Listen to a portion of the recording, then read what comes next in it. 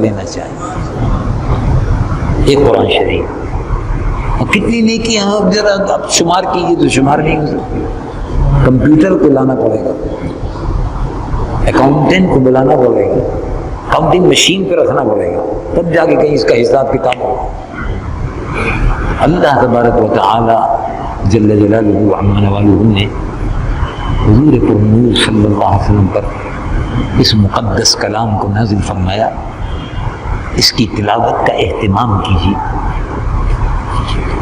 جتنا ہو سکے پڑھیے, جتنا موقع ملے سنیے.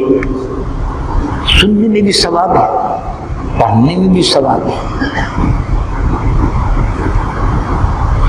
حنفی ایک فقہ ہے, یعنی مسائل قرآن اور حدیث سے جو مسائل بیان کیے جاتے ہیں, نکالے جاتے ہیں.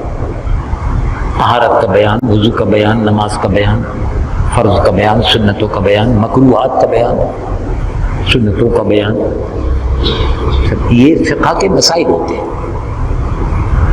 تو چار امام بہت بڑے بزرگ گزرے ہیں, سیدنا امام اعظم ابو حنیفہ, سیدنا امام شافعی, سیدنا امام مالکی, سیدنا امام احمد بن حنبل, امام مالک, امام دار الہجرہ.